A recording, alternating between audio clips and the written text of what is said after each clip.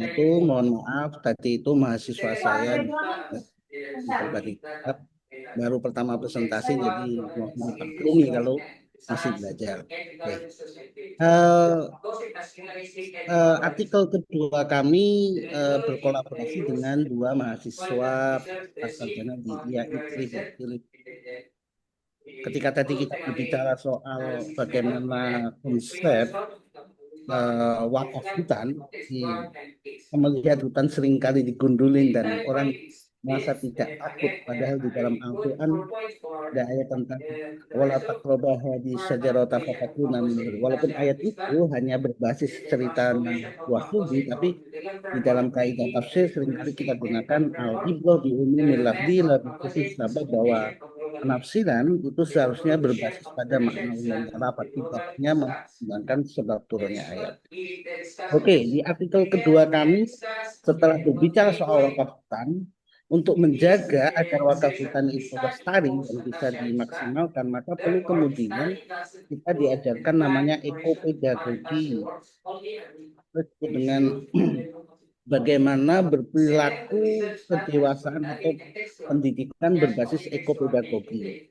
Dalam artikel saya dengan teman saya ini, saya ingin mengais pemikiran dari atau mengambil pemikiran dari Kiai Abdurrahman Wahid atau yang kita kenal dengan Gus Dur, bahwa dalam salah satu bukunya di Islam Kosmopolitan atau di Islamku Islam Anda Islam Kita Miliknya Gus Dur itu diterangkan bahwa makosidus syariah yang selama ini berkembang dari Timur Tengah sampai ke Indonesia itu hanya pada 5 hal. Pertama adalah hifduddin, menjaga agama, kedua hifdun nafas, menjaga jiwa, ketiga hifdun nasl, menjaga keturunan, keempat hifdul akal, menjaga akal, dan kelima hifdul mal. Maka Gus Dur menambah satu namanya hifdul bi'ah, menjaga alam. Nah, menjaga alam inilah kemudian kami ambil untuk kami masukkan di dalam kerangka berpikir ekopedagogi dalam pendidikan Islam. Kenapa demikian? Karena notabene negara kita itu negara muslim terbesar, tetapi sampah produksinya itu juga lumayan besar dibanding negara negara lain.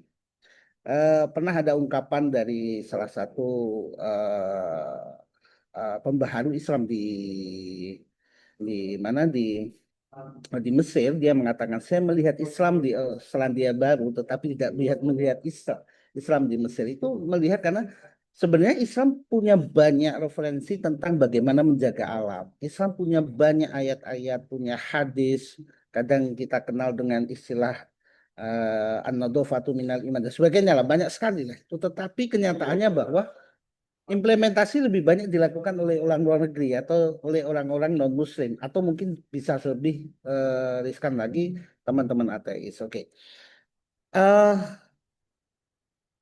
Ini latar belakang dari artikel ini. Yang pertama adalah karena kita melihat hutan bukan sebagai hablum minal alam, bukan, tetapi sebagai semacam objek yang dieksploitasi.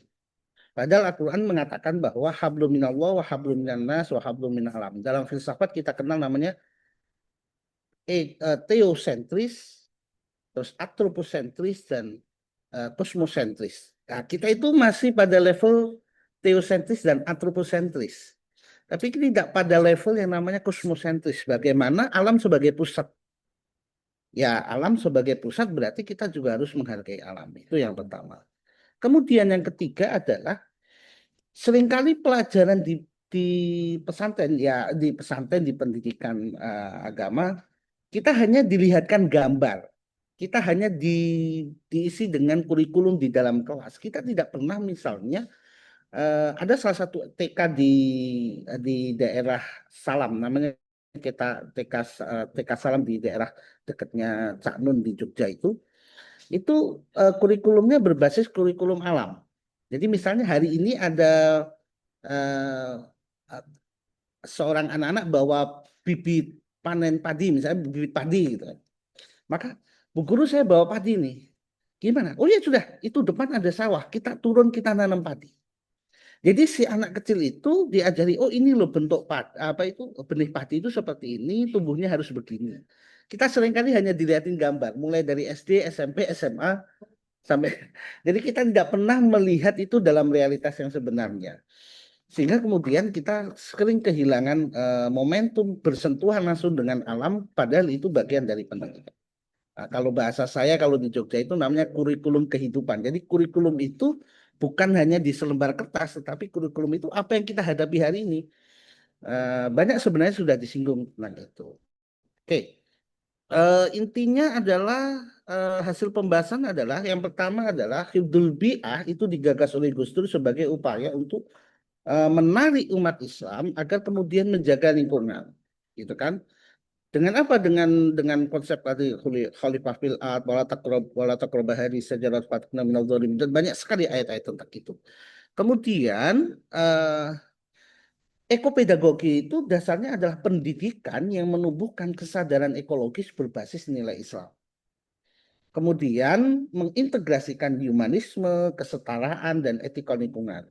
Nah, konsep Hidul Biah ini sebagai penguatan Maqasidus Syariah yang 5 tadi itu harusnya masuk pada ritme kehidupan kita. Jadi TK itu jangan diajarin di dalam kelas. Kalau bisa TK itu ya turun ke sungai, ke, ke apa itu sawah, kemudian kalau memang harus nangkep ikan ya jari nugget yang itu banyak itu kalau TK alam di Jogja banyak sekali seperti itu.